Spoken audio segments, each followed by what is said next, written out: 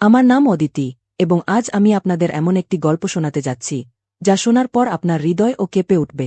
কখনো কখনো জীবন আমাদের এমন পথে নিয়ে যায় যেখানে আমরা কারো কাছ থেকে সাহায্যের আশা পর্যন্ত করি না। যখন আমি ২০ বছর বয়সে ছিলাম তখন আমার জীবন খুব সুখময় ছিল, কারণ সবকিছু ঠিকঠাক চলছিল। গরিবদের সাহায্য করতে আমার খুব ভালো লাগত এবং আমি কখনো কাউকে কষ্টে দেখতে পারতাম না। যখনই কাউকে কষ্টে দেখতাম আমার নিজের কষ্টের অনুভূতি হতো। বিয়ের আগে আমি একটি স্কুলে পড়াতাম। আমার মা তখন এই পৃথিবীতে ছিলেন না। যখন আমি ১২ বছর বয়সে ছিলাম তখন তিনি আমাদের ছেড়ে চলে গিয়েছিলেন। আমার বাবা ছিলেন, যার বড় ব্যবসা ছিল, তাই আমাদের জীবনে কোনো কিছুর অভাব ছিল না। চাকরি করা এবং শিশুদের পড়ানো আমার শখ ছিল। আমি কোনো বাধ্যবাধকতার কারণে চাকরি করতাম না, কেবল নিজের শখের জন্য করতাম। আমার বড় ভাইয়ের এখনও বিয়ে হয়নি, কিন্তু বাবা তার জন্য মেয়ে খুঁজছিলেন। বাবা আমাকে অনেক ভালোবাসতেন এবং আমি তাকে আমার বিয়ের জন্য মানা করেছিলাম, কারণ আমি তখন বিয়ে করতে চাইনি। আমি আমার পড়াশোনা শেষ করেছিলাম এবং এখন কিছুদিন কাজ করে নিজের স্বপ্ন পূরণ করতে চেয়েছিলাম। আমার বাবা সব সময় আমার কথার মূল্য দিয়েছেন। তিনি আমার ভাইয়ের জন্য একটি ভালো মেয়ে খুঁজে পেয়েছিলেন এবং এইভাবে আমার ভাইয়ের বিয়ে হয়ে গিয়েছিল।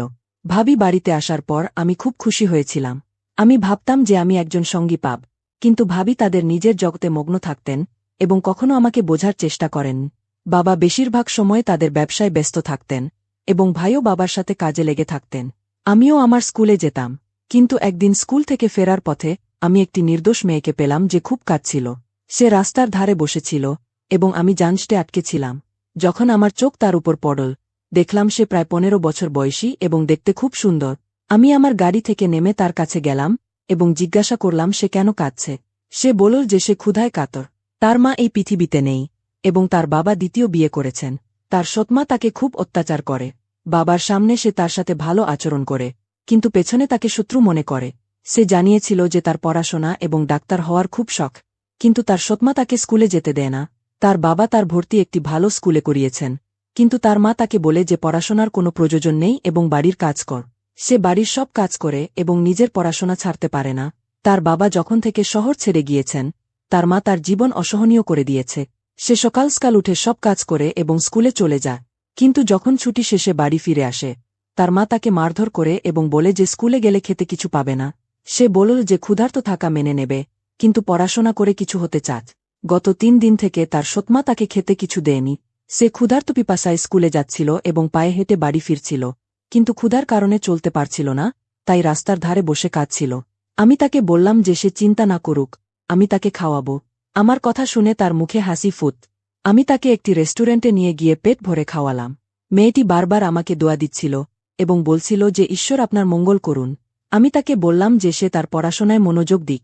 সে বলল যে তার মা প্রতিদিন তাকে বিরক্ত করে এবং যখন সে বাড়ি যাবে তখন তাকে খেতে কিছু পাবে না। আমার মনে হল তার জীবন এভাবেই চলতে থাকবে। সে ঈশ্বরের কাছে প্রার্থনা করছিল যে তার বাবা তাড়াতাড়ি বাড়ি ফিরে আসুক, কারণ তার বাবা চায় যে সে পড়াশোনা করে কিছু হোক। আমি তাকে বললাম যে সে তার বাবাকে অভিযোগ কেন করে না। সে বলল যে সে অনেকবার চেষ্টা করেছে, কিন্তু তার মা তাকে আরও অত্যাচার করেছে। সে সবকিছু সহ্য করতে পারে, কিন্তু নিজের স্বপ্ন পূরণ করতে চায়। তার চোখে স্বপ্ন পূরণের যে জেদ ছিল তা যদি প্রতিটি মেয়েতে থাকে, তাহলে তাকে কেউ থামাতে পারবে না। আমরা দুজন এই বিষয়ে কথা বলছিলাম, তখন আমার মোবাইল বাজতে শুরু কর। বাড়ি থেকে ফোন আসছিল। আমি মেয়েটিকে বললাম যে সে খাওয়া খেয়ে নিক এবং আমি বিল দিয়ে যাব, কিন্তু এখন আমাকে যেতে হবে। আমি স্কুলে শিক্ষকতা করি এবং শিশুদের পড়ানো আমার খুব পছন্দ। বাড়ি পৌঁছাতে দেরি হচ্ছিল, তাই ফোন আসছিল।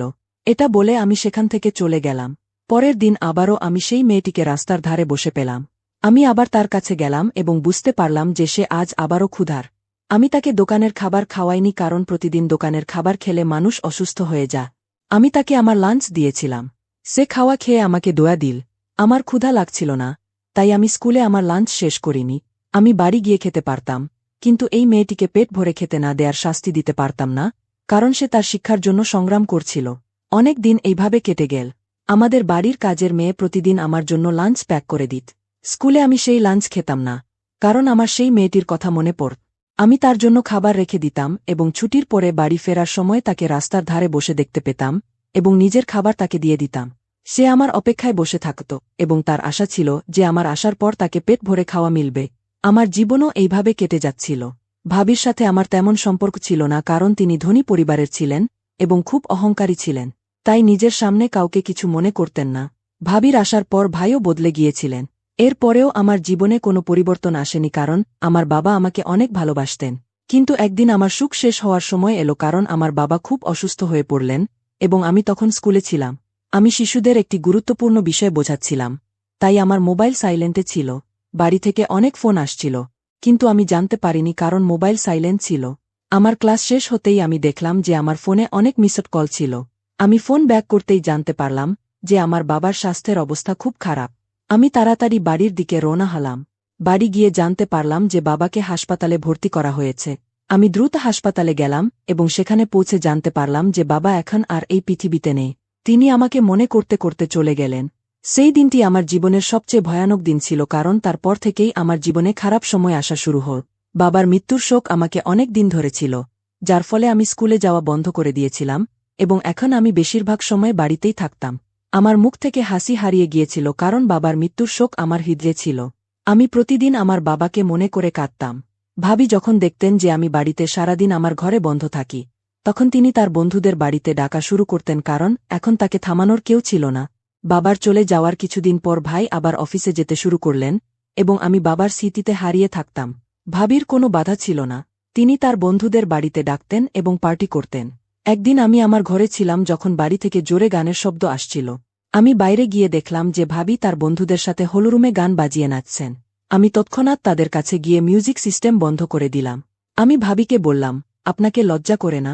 বাবার মৃত্যু হয়েছে কিছুদিন হল এবং আপনি এখানে আপনার বন্ধুদের ডেকে নাচ গান করছেন।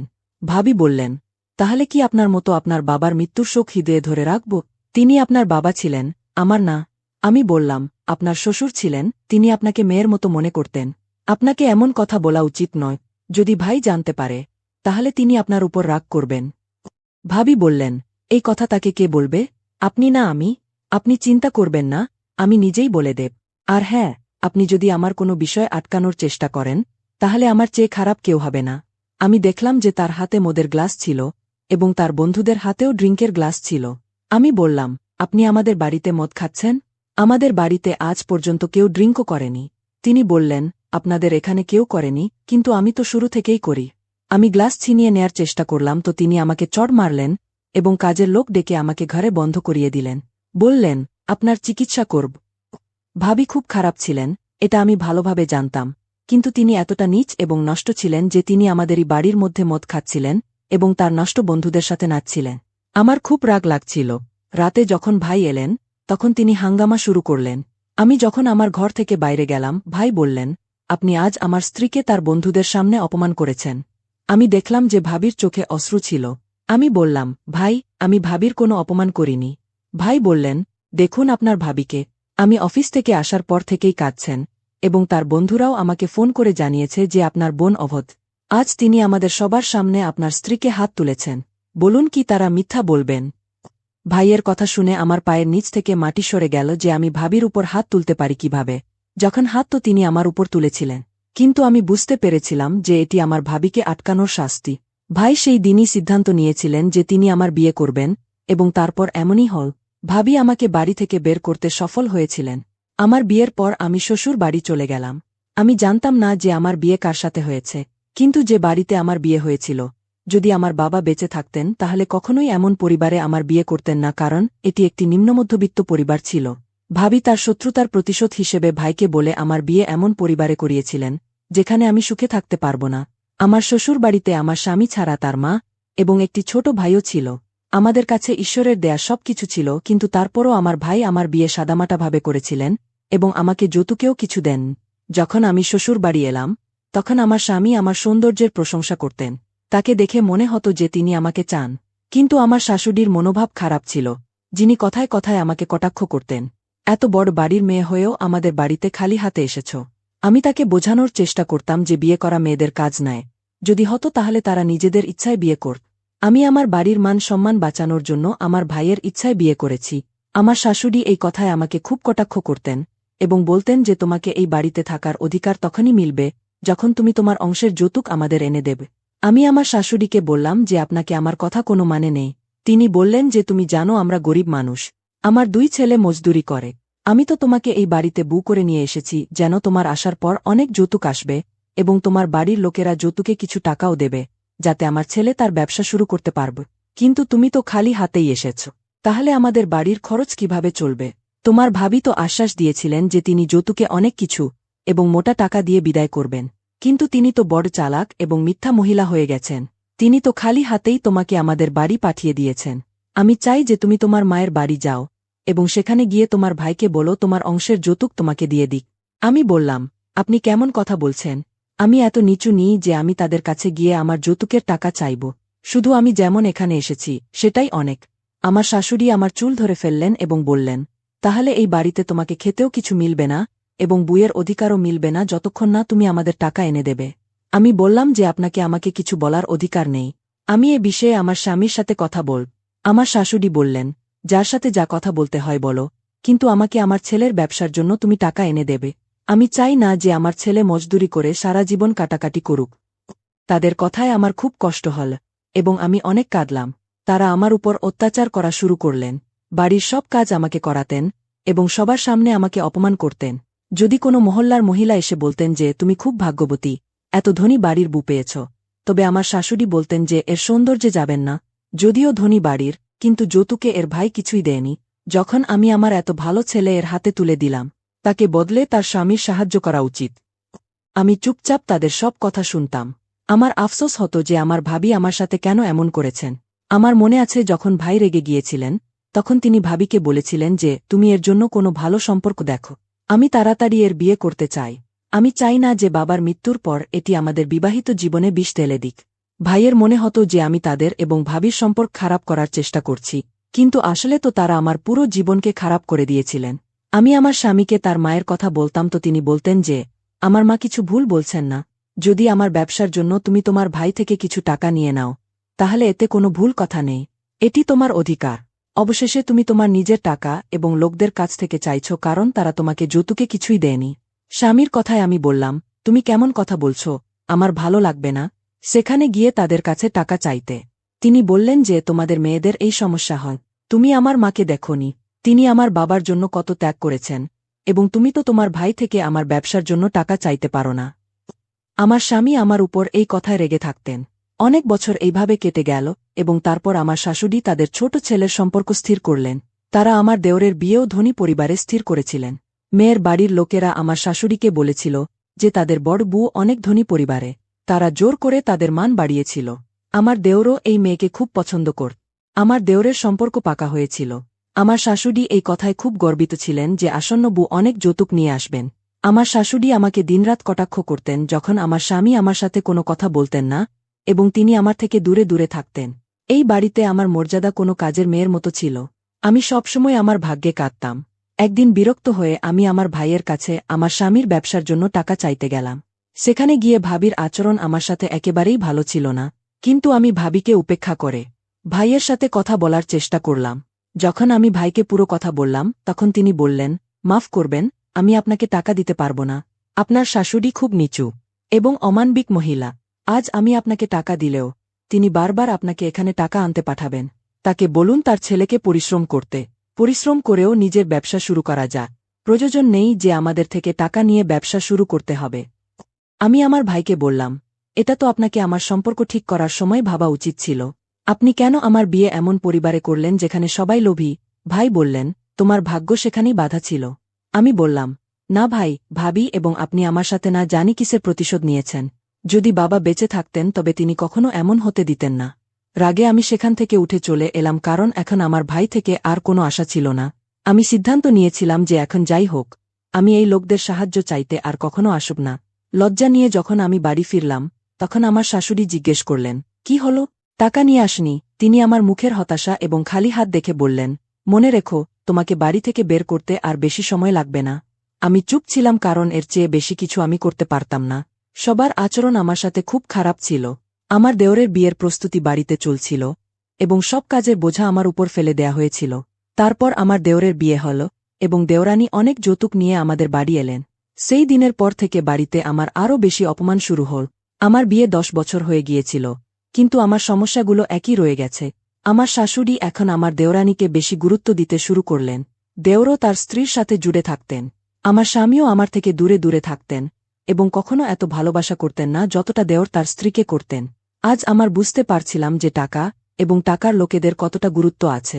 আমার শাশুড়ি এবং দেওরানি সারাদিন বাড়িতে আরাম করতেন এবং হাসিমজাক করতেন, আর আমি কাজের মেয়ের মতো সারাদিন কাজ করতাম।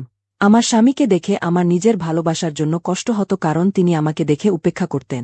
এদের সবার একটাই কথা ছিল যে যদি আমি আমার স্বামীর ব্যবসার জন্য আমার ভাই থেকে টাকা এনে দিই, তবে আমায় এই বাড়িতে গুরুত্ব দেয়া হবে। কিন্তু এত বছর পরে সবার বুঝে গিয়েছিল যে আমায় টাকা দেবার মতো কেউ নেই। এরা টাকা আনানোর কথা থেমে গিয়েছিল, কিন্তু তাদের কাজের থেকে বিরত হয়নি। এখন যখন থেকে আমার দেওরানি এই বাড়িতে এসেছেন, সবাই তার দিওয়ানা হয়ে গেছেন। দেওরানি যা বলতেন তাই হত। তিনি আমাকে অনেক উল্টোপাল্টা কথা শোনাতেন। বলার কথা তো আমি তার থেকে বড় ছিলাম, কিন্তু তিনি বেশি যৌতুক এবং টাকা নিয়ে আসার কারণে বাড়ির মালিক হয়ে গিয়েছিলেন। তিনি কখনো কখনো আমার শাশুড়িকেও কিছু বলতেন, যাকে আমার শাশুড়ি খারাপ মনে করতেন না। আমাকে তো ছোটখাটো কথা নিয়ে কটাক্ষ করতেন। একদিন আমার দেওরানি তার মায়ের বাড়ির লোকদের খাওয়াতে ডাকলেন এবং আমাকে বলা হলো যে অতিথিদের জন্য ভালো খাবার তৈরি করে দিই। আমি খাবার তৈরি করেছিলাম। রাতে যখন সবাই খাবার খাচ্ছিলেন, তখন আমার দেওরানির মা আমাকে বললেন, মেয়ে, তুমি তোমার জেঠানিকেও বলো যে তিনি আমাদের সাথে বসে খাবার খেয়ে নিন। আমার দেওরানি তার মাকে বললেন, এটা আমার জেঠানি নয়, বরং এই বাড়ির কাজের মেয়ে। তার কথা শুনে তার মা চমকে গেলেন। তারপর তিনি সাফাই দিয়ে বললেন, মা, আপনি জানেন না এটি খালি হাতেই এখানে এসেছে, তাই এই বাড়িতে এর মর্যাদা বুয়ের নয়, বরং কাজের মেয়ের। এটি শুনে আমার শাশুড়ি এবং দেওরানি জোরে জোরে হাসতে লাগলেন, আর আমার খুব অপমান হচ্ছিল। সেই দিন আমার খুব খারাপ লাগছিল এবং আমি খুব কেঁদেছিলাম। আমার বিয়ে আস্তে আস্তে 10 বছর হতে চলেছিল, কিন্তু এখনও আমার কোনো সন্তান ছিল না, কারণ আমার স্বামী আমাকে সময় দিতেন না। আমার দেওরানির একটি সুন্দর বোনও ছিল। আমি লক্ষ্য করেছিলাম যে তিনি আমাদের বাড়িতে বেশি আসতে শুরু করেছিলেন এবং আমার স্বামীর উপর দৃষ্টি দিচ্ছিলেন। তার এই কাজ আমার একদম পছন্দ হচ্ছিল না, তাই আমি আমার শাশুড়ির কাছে তার অভিযোগ করলাম। আমার শাশুড়ি বললেন, তুমি তো আমার ছেলের জন্য কিছু করনি। এখন যদি আমি ছোট বুয়ের বোনকে এই বাড়িতে তোমার জায়গায় আমার বউ বানিয়ে নিই, তাহলে আমার অনেক সুবিধা হবে এবং আমার মেয়েরও কোনো আপত্তি হবে না। আমি শাশুড়ির এই কথা শুনে অবাক হয়ে গেলাম। অবশেষে আমাকে বাড়িতে থাকতে থাকতে 10 বছর হয়ে গিয়েছিল। এখন যদি আমার স্বামী আমাকে ছেড়ে দেন, তাহলে আমি কোথায় যাব? আমি শাশুড়িকে বললাম, আপনি এটা করতে পারেন না। আমি এই কথায় শাশুড়ির সাথে তর্ক করছিলাম যে হঠাৎ করে দেওরানি এসে বললেন, কি হয়েছে, কিসের কথা হচ্ছে? আমি চুপ হয়ে গিয়েছিলাম। কিন্তু আমার শাশুড়ি বললেন, কিছু না বউ, আমি বলছি যে এটি আমাদের বাড়ি থেকে চলে যাক, কারণ আমি বড় ছেলের জন্য মেয়ে খুঁজে নিয়েছি। আমার দেওরানি বললেন, ভালো মা, আপনি কোনো মেয়েকে ভাইয়ের জন্য দেখেছেন? আমাকে জানান। পরের বার আপনার মতো মেয়ে বাঁচবেন না, কোনো ভালো পরিবারের মেয়ে নিয়ে আসবেন। আমার শাশুড়ি বললেন, ওহ বউ, আমি ভেবেছি যে তোমার ছোট বোন তোমার জেঠানি হয়ে যাবে। শাশুড়ির কথা শুনে হঠাৎ করে আমার দেওরানির মুখে হাসি ফুটে উঠল এবং তিনি বললেন, আপনি একদম ঠিক বলছেন মা। এভাবে আমরা দুজন বোন মিলে এই বাড়িতে রাজ করব। আপনি চিন্তা করবেন না, আমি আমার বাবাকে বলব এই দুইজনের সম্পর্কের কথা বলি, এবং আমার বাবা যেভাবে আমার স্বামীকে ব্যবসা করিয়েছেন, একইভাবে আমার জেঠকেও ব্যবসা করাবেন। তখন আপনার পরিবার একটি ভালো পরিবার হবে, এবং এই মেয়েকে এখনই এবং এই সময়ে বাড়ি থেকে বের করে দেয়া উচিত। আমি আমার দেওরানিকে বললাম, তুমি আমার সাথে কেমন শব্দ ব্যবহার করছো? আমার দেওরানি আমার কাছে এসে বললেন, হ্যাঁ, আমি তোমার উপর এর থেকেও নিচু শব্দ ব্যবহার করতে পারি। তুমি কি করবে? আমি বললাম, জবান সামলে কথা বলো। তিনি বললেন, তোমার মতো মেয়েদের সাথে তো এমনই কথা বলা হয় না, জানি কোনো পাপের ময়লা। আমি রাগে তার মুখে একটি জোরে চড় মেরে আমার ঘরে চলে এলাম। আমার দেওরানি রেগে চিৎকার করে বললেন, আমি তোমার চড়ের প্রতিশোধ নেব এবং তোমাকে এই বাড়ি থেকে বের করব। দেখবে, আমি তোমার চোখের সামনে তোমার স্বামীর সাথে আমার বোনের বিয়ে করাবো। আমার শাশুড়িরও আমার চড়ের উপর অনেক রাগ উঠেছিল, এবং আজ তারা ঠিক করে নিয়েছিলেন যে তারা আমার স্বামীর কাছে আমার অভিযোগ করবেন। আমি ঘরে এসে আমার ভাগ্যে অনেক কেঁদেছিলাম। আজ তো আমার মনে হচ্ছিল যে আমি আমার জীবন শেষ করে দেব। আমার জীবন খুব খারাপ লাগছিল। বুঝতে পারছিলাম না যে আমি কি করব। কাঁদতে কাঁদতে ঘুমিয়ে পড়েছিলাম। রাতের সময় যখন আমার স্বামী ঘরে এলেন, তখন তিনি আমাকে চিৎকার করে ডাকলেন। আমি ভেয়ে উঠে বসে গিয়েছিলাম। আমি জানতাম যে আজ সবকিছুই হবে, কারণ আমার দেওরানি আমার স্বামীকে আমার বিরুদ্ধে উত্তেজিত করেছিলেন। আমার স্বামী আমার উপর অনেক রাগ করছিলেন। তিনি বললেন, তুমি নীলমের উপর হাত তুলেছ? তুমি জানো না যে তিনি ধনী পিতার মেয়ে? তোমাকে গ্রেফতার করাতে পারেন। আমি এই কথায় আমার স্বামীকে কোনো ব্যাখ্যা দিইনি, কারণ অনেক বছর আগেও আমি আমার ভাবির হাত থেকে চট খেয়ে অভিযোগ নিজের উপরই নিয়েছিলাম। আজ তো আমি আমার দেওরানির উপর হাত তুলেছিলাম। আমি চুপ ছিলাম। আমার স্বামী আমাকে যা বলছিলেন আমি চুপচাপ শুনছিলাম এবং কাঁদছিলাম, কারণ এর চেয়ে বেশি আমার কিছু করার ছিল না। এখন তো আমার দেওরানি এবং আমার শাশুড়ি আমার আরও বেশি পেছনে লেগে গিয়েছিলেন। তারা আমার বাড়িতে থাকাকে 1 মিনিটও অসহনীয় করে তুলেছিলেন। বিকেলের সময় আমি যখন এদের জন্য চা বানাচ্ছিলাম, তখন হঠাৎ করে দরজায় কড়া নাড়।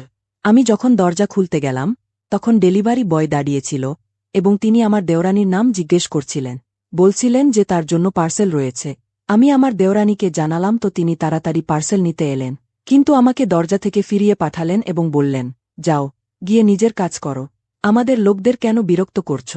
আমি সেখান থেকে সরে গেলাম এবং নিজের কাজে ব্যস্ত হয়ে গেলাম। আমি জানতাম না যে আমার দেওরানি কি এনেছেন। আমার দেওরানি বারবার আমার স্বামীকে আমার বিরুদ্ধে উত্তেজিত করছিলেন এবং তাকে এই লোভ দিচ্ছিলেন যে আপনি এটিকে ছেড়ে দিন, তাহলে আমি তোমার বিয়ে আমার ছোট বোনের সাথে করাব।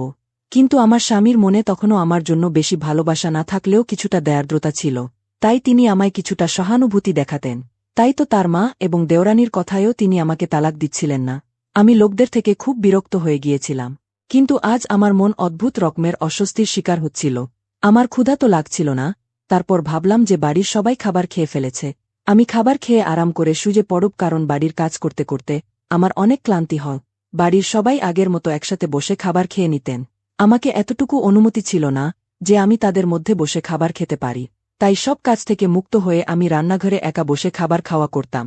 আমি নিজের জন্য খাবার নিয়ে খাবার খেতে যাচ্ছিলাম যে হঠাৎ করে আমাকে আমার শাশুড়ি কোনো কাজের জন্য ডেকে পাঠালেন এবং আমি তার কথা শুনতে চলে গেলাম। আমার শাশুড়ি আমাকে তার ওষুধ আনতে বলেছিলেন।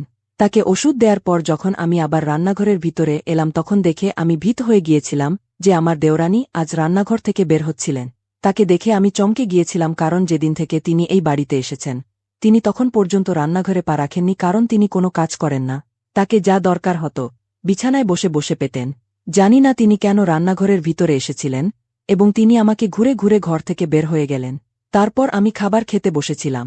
খাবার খেয়ে আমি বাসন ধুতে লাগলাম, কিন্তু বাসন ধুতে ধুতে হঠাৎ করে আমার চোখের সামনে অন্ধকার আসতে লাগল এবং আমি খুব জোরে অস্বস্তি অনুভব করতে লাগলাম। আমার বোঝা যাচ্ছিল না যে আমার সাথে এটি কি হচ্ছে। আমি খুব ভয় পাচ্ছিলাম, কারণ আমার মনে হচ্ছিল উল্টানো হচ্ছে, কিন্তু উল্টা হচ্ছিল না। আমার দুর্বলতা অনুভব হচ্ছিল এবং আমার চোখের সামনে অন্ধকার আসতে লাগ। যখন আমার চোখের সামনে পুরো অন্ধকার হয়ে গেল আমি অজ্ঞান হয়ে মাটিতে পড়ে গেলাম। তারপর আমি জানতাম না যে আমার সাথে কি ঘটল। যখন আমি চোখ খুললাম তখন আমি হাসপাতালের বিছানায় পড়েছিলাম। আমি চিৎকার করতে শুরু করলাম, তখন একটি নার্স এলেন এবং আমাকে শান্ত থাকার জন্য বললেন, শুয়ে থাকো। আমি জিজ্ঞেস করলাম, আমি কোথায় এবং আমাকে এখানে কে নিয়ে এল। আমার কথা শুনে নার্স বললেন, তুমি চিন্তা করো না, আমি ডাক্তারকে ডাকছি, তোমার স্বাস্থ্যের অবস্থা ঠিক ছিল না। কিছুক্ষণ পরে ডাক্তার এলেন এবং আমাকে পরীক্ষা করলেন। তিনি আমাকে মনোযোগ দিয়ে দেখতে লাগলেন এবং বললেন, আপনি আমাকে চিনতে পেরেছেন। আমি বললাম, তুমি কে? আমি তোমাকে চিনি না, কিন্তু বলো আমাকে এখানে কে নিয়ে এল এবং আমার কি হয়েছে। ডাক্তার আমার চেক আপ করছিলেন এবং বললেন, আসলে আপনাকে বিষ দেয়া হয়েছিল। আপনি জীবন মৃত্যুর লড়াইয়ে জিতে আজ এখানে জ্ঞান ফিরে পেয়েছেন। ডাক্তারের কথা শুনে আমার চোখ বড় বড় হয়ে গেল। ডাক্তার বললেন, আপনার অপরাধীদের আমি জেলে পাঠানোর জন্য পুরো প্রস্তুতি নিয়েছি। পুলিশ আপনার বিবৃতির জন্য অপেক্ষা করছে। এখন আপনি জ্ঞান ফিরে পেয়েছেন, তাই আমি কিছুক্ষণ পরে পুলিশকে ডাক। তারা আপনার বিবৃতি নেবে এবং আপনার অপরাধীরা জেলের পিছনে যাবে। ডাক্তারের কথা শুনে আমি অবাক হয়ে গেলাম। আমি বললাম, তুমি কেমন কথা বলছো? আমাকে তো কেউ বিষ দেয়নি। তিনি বললেন, দিদি, আপনি এখানে 3 দিন ধরে অজ্ঞান ছিলেন। আপনাকে আপনার স্বামী এখানে নিয়ে এসেছিলেন এবং যখন আমরা আপনার চেক আপ করেছিলাম তখন আপনার শরীরে বিষ পাওয়া গিয়েছিল। মানুষ বিষ খায় বা কেউ তাকে খাওয়ায়, যখন সে নিজে খায় তখন এটি আত্মহত্যার চেষ্টা হয়, এবং যদি কেউ তাকে জোর করে বা প্রতারণা করে খাওয়ায় তখন এটি হত্যার চেষ্টা হয়। তাই আমরা পুলিশকে জানিয়েছিলাম। পুলিশ আপনার অপরাধী খুঁজে বের করার চেষ্টা করেছিল। ডাক্তার বললেন, আপনার শ্বশুরবাড়ির লোকদের আমি জানিয়েছিলাম যে আপনার শরীরে বিষ পাওয়া গিয়েছে এবং এই বিষ আমাদের দেশে মিলতেও না। এটি অন্য দেশ থেকে আনা হয়েছিল এবং যিনি আপনাকে এই বিষ দিয়েছেন তিনি ভালোমতো জানেন যে এটি কত পরিমাণে দিতে হয়। এত পরিমাণে দিলে মানুষের ঘটনাস্থলে মৃত্যু হতে পারে। যখন আপনি এখানে এসেছিলেন তখন আপনার অবস্থা খুব খারাপ ছিল। আমি আপনাকে বাঁচানোর জন্য পুরো চেষ্টা করেছি এবং পুলিশকে বিশ্বাস করিয়েছিলাম যে আমি আপনাকে বাঁচাব। কিন্তু আমি দেখেছিলাম যে আপনার বাড়ির একজন মহিলা যিনি সম্পর্কের মধ্যে আপনার দেওরানী ছিলেন তিনি বারবার এখানে পরিস্থিতি দেখতে আসছিলেন। বাকি বাড়ির লোকদের তো কোনো সমস্যা ছিল না, সব লোক চুপচাপ বসেছিলেন। এখানে পর্যন্ত আপনার স্বামীরও আপনার সাথে কোনো সম্পর্ক ছিল না। তিনি আপনাকে এখানে ভর্তি করানোর পরে নিজেই চলে গিয়েছিলেন। পুলিশ কেস হয়ে যাওয়ার পরে তাদের বলা হয়েছিল যে ডাক্তার আপনাকে বাঁচানোর চেষ্টা করছেন এবং যত তাড়াতাড়ি আপনি জ্ঞান ফিরে পাবেন আপনার বিবৃতি নিয়ে নেওয়া হবে। আমি বললাম, কিন্তু আমাকে তো জানা যায়নি যে আমাকে কখন বিষ দেয়া হয়েছিল। হ্যাঁ, কিন্তু এতটা তো মনে আছে যে খাবার খাওয়ার পরে আমার মাথা ঘুরতে লাগল এবং আমি অজ্ঞান হয়ে গিয়েছিলাম। আমার কথা শুনে ডাক্তার বললেন, কিন্তু আমি জানি যে আপনাকে বিষ কে দিয়েছিল কারণ আমরা আপনাকে জ্ঞান ফিরে পাওয়ার চেষ্টা করছিলাম এবং এটি আপনার বিবিতির উপর নির্ভর করছে। যখন আপনার বাড়ির লোকদের এই কথা জানা গেল তখন আপনার দেওরানী আমার কাছে এসেছিলেন। আমি বুঝে গিয়েছিলাম যে তিনি তার উদ্দেশ্যে আমার কাছে এসেছেন, তাই আমি তার সাথে কথা বলার জন্য পুরো প্রস্তুতি নিয়েছিলাম। তিনি আমাকে 10 লাখ টাকা দিয়েছিলেন এবং টাকা আমার সামনে রেখে বলেছিলেন যে কোনোভাবেই আমার জেঠানি বাঁচা উচিত ন, তাকে মেরে এই কেস শেষ করা উচিত। আপনি পুলিশকে বলে দেবেন যে আদিতির চিকিৎসার সময় মৃত্যু হয়েছে, এভাবে এই কেস এখানেই শেষ হয়ে যাবে। আমাদের মধ্যে যা কথা হচ্ছে এ বিষয়ে কাউকে কিছু বলতে না। এই টাকা রাখুন এবং মুখ বন্ধ করুন। আমি বললাম, তাহলে এর মানে আপনি রোগীকে মারা চেষ্টা করেছেন? আমার কথা শুনে প্রথমে তিনি লজ্জিত হলেন, তারপর বললেন, হ্যাঁ, আমি তাকে বিষ দিতে চাইনি কিন্তু প্রতারণা করে দিয়েছি। আমি বললাম, প্রতারণা করে কেউ কাউকে বিষ কিভাবে দিতে পারে? তখন তিনি আমাকে বললেন যে তিনি তার জেঠানিকে মেরে তার ছোট বোনের বিয়ে তার জেঠের সাথে করাতে চেয়েছিলেন যাতে তারা দুজন বোন ওই বাড়িতে রাজ করতে পারে, এবং এমনকি তার জেঠানিকে বাড়িতে কেউ পছন্দ করত না। তার জেঠও তালাক দিতে প্রস্তুত হচ্ছিলেন না, তাই তিনি তাকে মেরে ফেলার পরিকল্পনা করেছিলেন এবং বিষ দিয়েছিলেন। তার পুরো কথা শুনে আমি বললাম, আপনি চিন্তা করবেন না, আপনার জেঠানি এই পৃথিবী থেকে তাড়াতাড়ি চলে যাবে এবং এই কেস ক্লোজ হয়ে যাবে। আমি তাকে আশ্বস্ত করেছিলাম, কিন্তু তাকে ফাঁসানোর জন্য আমি পুরো প্রস্তুতি নিয়েছিলাম কারণ আমি আমার ফোনের রেকর্ডার চালু করে রেখেছিলাম এবং আমাদের কথোপকথন মোবাইলে রেকর্ড হয়ে গিয়েছিল। আমি পুলিশকে সেই রেকর্ডিং দিয়েছিলাম এবং পুলিশ প্রথমে আপনার বিবৃতি নিতে চেয়েছিল। তার আগে পুলিশ তাদের গ্রেপ্তার করবে না কারণ বিষ জোরপূর্বক নয় বরং খাবারে মিশিয়ে দেয়া হয়েছিল, যা হয়তো আপনি জানতেন না। ডাক্তারের কথা শুনে আমার সত্যিই অবাক লাগল যে আমার দেওরানী এতটা নীচ হতে পারে। তিনি আমাকে মারার চেষ্টা করেছিলেন। এটাই ভালো ছিল যে ডাক্তার খুব ভালো মনের ছিলেন এবং আমাকে বাঁচিয়েছেন। তারপর আমি আমার মনে চাপ দিয়ে ভাবলাম এবং মনে পড়ল যে সেই দিন আমার দেওরানী আমার খাবারে বিষ মেশানোর জন্য রান্নাঘরে গিয়েছিলেন। আমি ডাক্তারের কাছে হাত জোড় করে বললাম, তোমার অনেক অনেক ধন্যবাদ, না হলে আমার কিছুই জানতে পারতাম না এবং এরা আমাকে এই পৃথিবী থেকে চলে যেতে দিত। এই পৃথিবীতে কত নিচু মানুষ থাকে যারা তাদের স্বার্থের জন্য অন্যদের জীবন নেয়ার জন্য নেমে পড়ে। আমি বারবার ডাক্তারের ধন্যবাদ জানাচ্ছিলাম। ডাক্তার বললেন, বারবার ধন্যবাদ বলবেন না, কারণ আমি আপনার করা উপকারের প্রতিদান দিয়েছি। তার কথা শুনে আমি হঠাৎ চমকে উঠলাম। আমি বললাম, আপনার কি মানে ডাক্তার? তো তিনি বললেন, আপনি আমাকে চিনতে পারেননি, কিন্তু আমি আপনাকে প্রথম নজরে চিনে নিয়েছিলাম। 10 বছর আগে আপনি এক ক্ষুধার্ত মেয়েকে রাস্তার পাশে খাবার দিয়েছিলেন। সেই মেয়ে যে তার সৎমায়ের অত্যাচারে রাস্তার পাশে বসে কাঁদত এবং যাকে আপনি আপনার চাকরি থেকে ফেরার সময় আপনার লাঞ্চ বক্স দিয়ে দিতেন, সেই মেয়ে আর কেউ নয় বরং আমি আপনাকে বলেছিলাম যে একদিন আমি ডাক্তার হব এবং দেখুন, আজ পুরো 10 বছর পর আমি একজন সফল ডাক্তার হয়ে গিয়েছি। তিনি বললেন, আপনি আমাকে খাবার খাওয়াতেন, তারপর একদিন হঠাৎ করে আপনি অদৃশ্য হয়ে গেলেন। অনেক দিন আমি ক্ষুধায় কষ্ট পেয়েছিলাম, কিন্তু তারপর আমি সিদ্ধান্ত নিয়েছিলাম যে আমি আমার বাড়ি ছেড়ে যাব কারণ আমার বাবা অন্য শহরে কাজ করতেন এবং আমি জানতাম যে আমার বাবার ছাড়া আমার এই পৃথিবীতে কেউ নেই। আমার সৎমা তো আমাকে তাদের জীবদ্দশাই মানতেন না। তাদের মৃত্যুর পরে আমার কি অবস্থা করবেন? তাই আমি বাড়ি ছেড়ে পালিয়ে গেলাম এবং একজন এমন মানুষকে পেলাম যিনি আমার পুরো জীবন বদলে দিয়েছেন। ডাক্তার বললেন, যখন আমি বাড়ি থেকে কাঁদতে কাঁদতে বের হলাম তখন আমার একটি গাড়ির সাথে দুর্ঘটনা হল এবং আমার গুরুতর আঘাত হল। এটি একটি দম্পতির গাড়ি ছিল যাদের কোনো সন্তান ছিল না। তারা আমার চিকিৎসা করালেন এবং আমাকে হাসপাতালে ভর্তি করালেন। যখন আমি জ্ঞান ফিরে পেলাম তখন তারা আমাকে ক্ষমা চাইলেন এবং বললেন যে তারা আমাকে আমার বাড়ি পৌঁছে দেবেন। আমি তাদের আমার পুরো গল্প বললাম তো তাদের চোখে অশ্রু এসে গেল এবং তারা বললেন যে এখন তারা আমাকে আমার সৎমায়ের কাছে পাঠাবে না বরং আমার পরিচর্যা করবেন। এভাবে তারা আমার পরিচর্যা করলেন এবং আমাকে পড়াশোনা করিয়ে আমার স্বপ্ন পূরণ করলেন। ডাক্তার বললেন, আপনাকে দেখে আমি ঠিক করেছিলাম যে এখন আমি আপনার অপরাধীদের শাস্তি দেব এবং এখন আমি পুলিশকে ডাকছি। আপনি পুলিশকে সব বিবৃতি দিন, কারণ আপনার শ্বশুরবাড়ির লোকেরা ভালো মানুষ নয় এবং আপনার দেওরানী আপনাকে মারার চেষ্টা করেছেন। তার কথা শুনে আমি বুঝতে পারলাম যে মানুষ যদি কারো সাথে ভালো করে তাহলে তা তাকে ফিরিয়ে দেয়।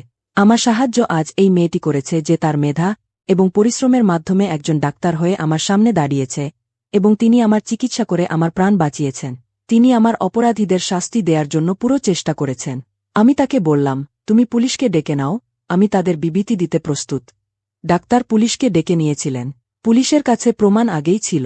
আমার বিবৃতির পরে এই কথা আরও পাকা হয়ে গিয়েছিল যে আমাকে আমার দেওরানী বিষ দিয়েছিলেন। এভাবে আমার দেওরানীকে পুলিশ গ্রেপ্তার করেছিল, কিন্তু আমি আমার শ্বশুরবাড়ির লোকদেরও ক্ষমা করিনি। তারা পুরো 10 বছর ধরে আমার জীবনকে নরক বানিয়ে দিয়েছিল। আমি আমার সাথে হওয়া অত্যাচারগুলিকে পুলিশকে জানিয়েছিলাম। পুলিশ বাকি লোকদেরও যৌতুকের অত্যাচারের অভিযোগে গ্রেপ্তার করেছিল। আমার স্বামী এবং আমার শাশুড়ি আমার কাছে ক্ষমা চাইছিলেন, কিন্তু আমি তাদের কাউকেই ক্ষমা করিনি কারণ তারা আমাকে অনেক কষ্ট দিয়েছিল। পুলিশ আমার দেওরানি থেকে সব সত্য বের করে নিয়েছিল এবং তিনি জানিয়েছিলেন যে তিনি বিদেশে বসবাসকারী তার বন্ধুর কাছ থেকে বিষ এনেছিলেন। তখন আমি বুঝলাম যে সেই দিন ডেলিভারি বয়ে সেই বিষ নিয়ে এসেছিলেন। এভাবে আমার সব অপরাধীদের শাস্তি পাওয়া গিয়েছিল এবং আজ আমি এটাই জানলাম যে যারা অন্যদের সাথে খারাপ করে তাদের সাথেও একদিন খারাপ হয়। যারা অন্যদের সাথে ভালো করে তাদের সেই ভালো কাজের প্রতিদান অবশ্যই পাওয়া যায়। এমন আমি আমার ভালো কাজের প্রতিদান ডাক্তার হিসেবে পেয়েছিলাম। ডাক্তারের আমি আজও অনেক কৃতজ্ঞ। হাসপাতাল থেকে ছাড়া পাওয়ার পরে কিছুদিন আমি ডাক্তারের সাথে তার বাড়িতে ছিলাম কারণ তিনি আমাকে তার সাথে নিয়ে গিয়েছিলেন। কিন্তু কিছুদিন পরে আমি আমার জন্য একটি বাড়ি ভাড়া নিয়েছিলাম। তারপর একদিন আমার পাপার পুরনো বন্ধুর সাথে দেখা হল, যিনি আমার পাপার পারিবারিক আইনজীবীও ছিলেন। তিনি আমাকে দেখেই চিনে ফেললেন এবং বললেন, মেয়ে, আমি তোমাকে অনেক দিন ধরে খুঁজছি, তুমি আমাকে আজ এত বছর পরে পেয়েছ। তিনি আমাকে তার অফিসে নিয়ে গিয়ে এমন একটি খবর শুনিয়েছিলেন যা শুনে আমার চমক লেগেছিল। তিনি আমাকে সেই সম্পত্তির কাগজ দিয়েছিলেন যা আমার পাপা মৃত্যুর আগে আমার নামে করে দিয়েছিলেন। মৃত্যুর আগে আমার পাপা তার সম্পত্তির অর্ধেক ভাগ ভাইয়ের নামে এবং অর্ধেক ভাগ আমার নামে করে দিয়েছিলেন। ভাই এই কথা ভালোভাবে জানতেন, তাই তিনি ভাবির সাথে মিলে তাড়াতাড়ি আমার বিয়ে করে দিয়েছিলেন এবং এমন পরিবারে করেছিলেন যেখানে আমাকে কোনো কথা জানার সুযোগ না থাক। কিন্তু আইনজীবী আঙ্কেল আমার পাপার সাথে এতটাই গভীর বন্ধুত্ব পালন করেছিলেন যে তিনি ভাইকে আমার সম্পত্তির ভাগের কাগজ দেন। তার এটাই কথা ছিল যে তিনি আমার হাতেই আমার সম্পত্তির কাগজ দেবেন। আজ আমার আঙ্কেলের সাথে দেখা হলে তিনি আমার আমানত আমাকে ফেরত দিয়েছিলেন। পাপার দেয়া এই সম্পত্তি আমার একাকিত্বে অনেক কাজে এসেছে। এখন আমি কারো সহায়তায় আমার জীবন কাটাচ্ছি না, বরং আমি আমার পাপার দেয়া সম্পত্তি দিয়ে একটি নতুন স্কুল তৈরি করেছি এবং এখন আমি আমার জীবন আমার মতো করে কাটাচ্ছি। এখন আমি কারো উপর নির্ভরশীল নেই এবং না আমি আবার বিয়ে করতে চাই কারণ আমি জানি যে শ্বশুরবাড়ির লোকেরাও ঠিক পৃথিবীর অন্যদের মতো। এখন আমি নিজেই উপার্জন করি এবং আমার জীবন আমার নিজের মতো করে চালায়। বন্ধুরা, আশা করি আমার গল্পটি আপনাদের ভালো লেগেছে। যদি গল্পটি ভালো লেগে থাকে তবে ভিডিওটি লাইক করুন, চ্যানেলটি সাবস্ক্রাইব করুন এবং হ্যাঁ, নোটিফিকেশন বেলটি অবশ্যই টিপুন যাতে পরবর্তী গল্পের আপডেট সবার আগে আপনি পান।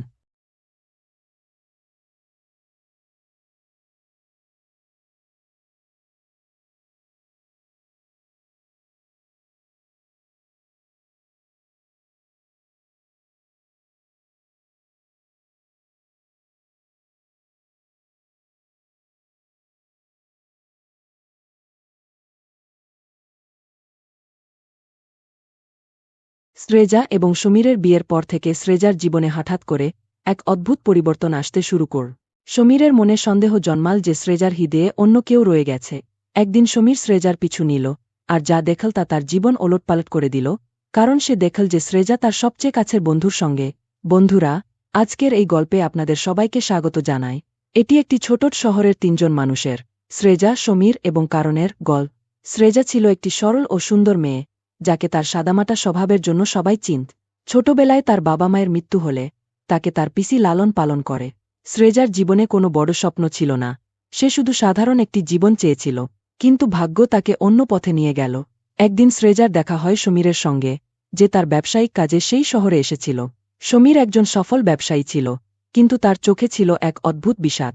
তার জীবনে সবকিছু ছিল, কিন্তু সত্যিকারের ভালোবাসার অভাব তাকে কষ্ট দিত। শ্রেজার সঙ্গে দেখা করার পর সমীর প্রথমবারের মতো কারও প্রতি গভীর আকর্ষণ অনুভব করে। প্রথম দেখাতেই শ্রেজা তার পছন্দের হয়ে যায়। সমীর চেষ্টা করতে থাকে শ্রেজার সঙ্গে বন্ধুত্ব গড়ে তোলার এবং ধীরে ধীরে তাদের সাক্ষাৎ বেড়ে যায়। একসময় তারা একে অপরের কাছাকাছি চলে আসে। সমীর শ্রেজাকে তার কোম্পানিতে কাজের প্রস্তাব দেয় এবং শ্রেজা শহরে চলে আসে। শহরে এসে শ্রেজা এবং সমীরের সম্পর্ক আরও ঘনিষ্ঠ হতে শুরু করে। সমীরের ভালোবাসা ছিল প্রকৃত, কিন্তু সে কখনোই তার মনের কথা শ্রেজাকে বলতে সাহস করেনি। একদিন সমীর তার বাড়িতে একটি পার্টি দেয়, কিন্তু সেই রাতেই সমীরের জীবন পাল্টে যায়, কারণ সে বুঝতে পারে তার মা রাধিকা, যিনি অত্যন্ত কট্টর ও রক্ষণশীল, তাদের সম্পর্ক মেনে নিতে পারেন না। রাধিকা শ্রেজাকে বাড়িতে ডেকে বলেন তিনি কখনোই শ্রেজাকে তার বউ হিসেবে গ্রহণ করবেন না এবং তাকে সমীর থেকে দূরে থাকার নির্দেশ দেন। এই কথাগুলো শ্রেজার হৃদয়ে গভীর আঘাত হানে, কিন্তু সে সমীরকে কিছু বলে না। শ্রেজা সমীরকে ভালোবাসত, কিন্তু তার মায়ের কথাগুলো তাকে ভেতর থেকে ভেঙে দেয়। সে ধীরে ধীরে সমীরের থেকে দূরে সরে যেতে শুরু করে। সমীর বুঝতে পারে না কেন শ্রেজার আচরণ হঠাৎ করে এমন বদলে গেল। ঠিক এই সময়ে শ্রেজার দেখা হয় এক রহস্যময় মানুষ, কারণের সঙ্গে। কারণের জীবনও জটিলতায় ভরা ছিল। সে ছিল একজন বেনাম লেখক, যার লেখা বহু বেস্টসেলার বই ছিল, কিন্তু তার আসল পরিচয় কেউ জানত না। শ্রেজা তার বইগুলো খুব পছন্দ করত, এবং ধীরে ধীরে সে কারণের কাছে আসতে শুরু করে। কারণের সঙ্গে সময় কাটানোর পর শ্রেজা তার জীবনে এক নতুন দিক খুঁজে পায়। কারণের ব্যক্তিত্ব তাকে মুগ্ধ করেছিল, এবং সে শ্রেজাকে এক নতুন শুরু করার প্রেরণা যোগায়। কারণের জীবনেও ছিল এক বেদনাদায়ক অতীত, যা তাকে ভালোবাসা এবং সম্পর্ক থেকে দূরে রেখেছিল। শ্রেজা এবং কারণের সম্পর্ক ধীরে ধীরে গভীর হতে থাকে। সমীর এই বিষয়ে কিছুই জানত না যে শ্রেজা এখন অন্য কারো প্রতি আকৃষ্ট হচ্ছে। একদিন সমীর শ্রেজার মন বুঝতে তার সঙ্গে খোলাখুলি কথা বলতে চায়, এবং শ্রেজা সবকিছু খুলে বলে। শ্রেজা জানায় যে সমীরের মা তাকে তাদের সম্পর্ক থেকে দূরে থাকার সতর্কতা দিয়েছিলেন, এবং সে চায়নি তার কারণে সমীরের জীবনে কোনো সমস্যা আসুক। সমীর এটা শুনে খুব রেগে যায়, কিন্তু সে তার মায়ের সঙ্গে কোনো ঝগড়া করে না। সে চেষ্টা করে শ্রেজাকে বোঝানোর, কিন্তু তখন শ্রেজার হৃদয়ে কারণের জন্য একটি আলাদা জায়গা তৈরি হয়ে গেছে। সমীর তার ভালোবাসা ত্যাগ করার সিদ্ধান্ত নেয়, এবং শ্রেজার সুখের জন্য তাকে কারণের কাছে ছেড়ে দেয়। কিন্তু গল্প এখানেই শেষ হয় না। শ্রেজার হৃদয়ে তখনও সমীরের জন্য একটি কোণ রয়ে গেছে, যা সে কখনো ভুলতে পারেনি। একদিন কারণ শ্রেজার অতীত সম্পর্কে জানতে চাইলে সে সবকিছু খুলে বলে। কারণ এটা শুনে দুঃখ পায় যে শ্রেজা এখনও সমীরকে ভুলতে পারেনি। কারণ তাকে বড় একটি সিদ্ধান্ত নিতে বলে। সে বলে, যতক্ষণ না শ্রেজা তার অতীতের স্মৃতি মুছে ফেলে, ততক্ষণ সে তাকে গ্রহণ করবে না। শ্রেজার জন্য এই সিদ্ধান্ত নেওয়া খুবই কঠিন ছিল। সে দুজনের মধ্যে আটকে ছিল। এক রাতে যখন শ্রেজা একা তার ঘরে ছিল, সমীর তাকে ফোন করে। সে শেষবারের মতো তাকে দেখা করতে চায়। শ্রেয়া রাজি হয়। যখন তারা দেখা করে, সমীর জানায় যে সে তাকে আর ভালোবাসে না এবং চায় যে শ্রেজা তার জীবনে এগিয়ে যাক। সে কারণের সঙ্গে বিয়ে করার প্রস্তাব দেয় এবং নিজে দূরে চলে যাওয়ার প্রতিশ্রুতি দেয়। শ্রেজার জন্য এটা শোনা খুব কঠিন ছিল, কিন্তু সে সমীরের কথা মেনে নেয়। সে কারণের কাছে ফিরে আসে এবং তার সঙ্গে বিয়ে করার সিদ্ধান্ত নেয়। কিন্তু গল্পের সবচেয়ে বড় মোড় তখনই আসে। বিয়ের দিন কারণ হঠাৎ বিয়ে করতে অস্বীকার করে। সে জানায় যে সে কখনোই শ্রেজাকে ভালোবাসেনি, বরং সে যা করেছে তা শুধুমাত্র শ্রেজা এবং সমীরকে পুনরায় একসঙ্গে করার সুযোগ দেওয়ার জন্য করেছে। কারণ সমীরকে ফোন করে তার ভুলগুলো সংশোধন করার সুযোগ দেয়। সমীর বিয়েতে আসে এবং শ্রেজার কাছে তার ভালোবাসার প্রকাশ করে। তারা নিজেদের পুরনো ভুলগুলো মিটিয়ে এক নতুন শুরু করে এবং সুখে জীবনযাপন করে। কারণও এতে খুশি ছিল, কারণ সে তার বন্ধুদের তাদের সঠিক গন্তব্যে পৌঁছে দিতে পেরেছে। এইভাবে তিনজনের জীবনে ভালোবাসা, ত্যাগ এবং নতুন সম্পর্কের সূচনা হয়, যেখানে প্রত্যেকেই তার নিজের সঠিক স্থান খুঁজে পেয়েছে। কিন্তু শ্রেজার কাছে আর কিছুই ছিল না যা সে নিয়ন্ত্রণ করতে পার।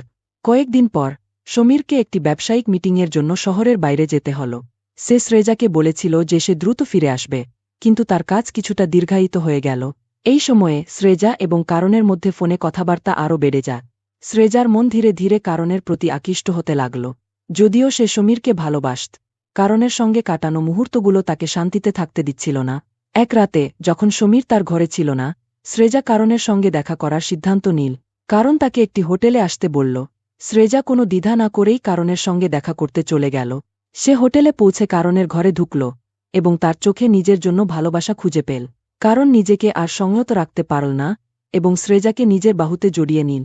তাদের মধ্যে যে দূরত্ব ছিল তা সেই মুহূর্তে শেষ হয়ে গেল। শ্রেজা এবং কারণ একে অপরের সঙ্গে সেই সঙ্গমে আবদ্ধ হল যা তারা সবসময় চেয়েছিল। তাদের এই মিলন এখন নিয়মিত হয়ে উঠল, এবং তাদের সম্পর্ক কেবল মানসিক নয়, শারীরিকও হয়ে উঠল। প্রতিবার তাদের শারীরিক সম্পর্ক আরও গভীর হতে লাগল। কারণের সান্নিধ্যে একটি বিশেষ জাদু ছিল যা শ্রেজাকে পাগল করে দিত। তারা একে অপরের সঙ্গে এমনভাবে মিশে গেল যেন এটি তাদের জীবনের শেষ মিলন। শ্রেজা কারণের সঙ্গে কাটানো মুহূর্তগুলোকে পৃথিবীর সবচেয়ে সুন্দর মুহূর্ত বলে মনে করতে লাগল। এদিকে সমীরের মনে সন্দেহ জাগতে শুরু করল যে শ্রেজা কিছু লুকাচ্ছে। সে শ্রেজার ফোন চেক করে এবং কারণের সঙ্গে তার চ্যাট দেখে ফেলে। সমীরের হৃদয়ে ভেঙে গেল, কিন্তু সে কিছুই বলল না। সে স্থির করল সে শ্রেজার সঙ্গে সরাসরি কথা বলবে। এক রাতে যখন শ্রেজা এবং কারণ হোটেলের ঘরে একসঙ্গে ছিল, সমীর হোটেলে এসে তাদের রঙে হাতে নাতে ধরে ফেলে। শ্রেজার মুখ ফ্যাকাশে হয়ে গেল এবং কারণের চোখেও ভয়ের ছাপ স্পষ্ট হয়ে উঠল। সমীর ক্রোধে ফেটে পড়ে শ্রেজার দিকে তাকিয়ে বলল, তুমি আমার সঙ্গে এটা কিভাবে করতে পারলে? আমি তোমাকে সত্যি ভালোবেসেছিলাম, কিন্তু তুমি আমাকে প্রতারণা করলে। শ্রেজার কোনো জবাব ছিল না। সে সমীরের কাছে ক্ষমা চাইল, কিন্তু সমীর তাকে ক্ষমা করতে অস্বীকার করল। সে ঘর থেকে বেরিয়ে গেল। শ্রেজা তখনই কান্নায় ভেঙে পড়ল। কারণ তাকে সান্ত্বনা দিতে চেষ্টা করল, কিন্তু তখনই শ্রেজার মনে হল যে সে একটি বিশাল ভুল করে ফেলেছে। সমীর সিদ্ধান্ত নিল সে শ্রেজার সঙ্গে বিচ্ছেদ করবে এবং তাকে কারণের সঙ্গে থাকতে দেবে। শ্রেজা তখনই বুঝল যে সে তার প্রকৃত ভালোবাসা হারিয়ে ফেলেছে এবং এখন তার জন্য আর কিছুই অবশিষ্ট নেই, শুধু অনুশোচনা। কারণের সঙ্গে তার সম্পর্ক বেশি দিন টিকল না এবং সে ধীরে ধীরে একা হয়ে পড়ল। সমীর তার জীবনে একটি নতুন শুরু করল এবং একটি নতুন পথে এগিয়ে গেল। কারণ চলে যাওয়ার পর শ্রেজার জীবনে এক অদ্ভুত শূন্যতা এসে গেল, যা সে আর কখনো পূরণ করতে পারল না। তার কাছে এখন কেবল স্মৃতিগুলো রয়ে গেল, যা তাকে তাড়না করার জন্য যথেষ্ট ছিল। এভাবেই শ্রেজার অজানা সম্পর্কের জটিলতা তার জীবনকে বিশৃঙ্খল করে তুলল এবং শেষ পর্যন্ত সে সবকিছু হারিয়ে ফেল। এই গল্প থেকে আমরা শিখি যে কোনো সম্পর্কের ক্ষেত্রে সত্যতা এবং বিশ্বাস সবচেয়ে জরুরি। মিথ্যা ও প্রতারণা দিয়ে সম্পর্কের মধ্যে শুধুই দুঃখ এবং অনুশোচনা থাকে। সত্যিকারের ভালোবাসা এবং সত্তা সম্পর্ককে শক্তিশালী ও দীর্ঘস্থায়ী করে তোলে। তাই বন্ধুরা, যদি ভিডিওটি ভালো লেগে থাকে তাহলে অবশ্যই চ্যানেলটি সাবস্ক্রাইব করবেন।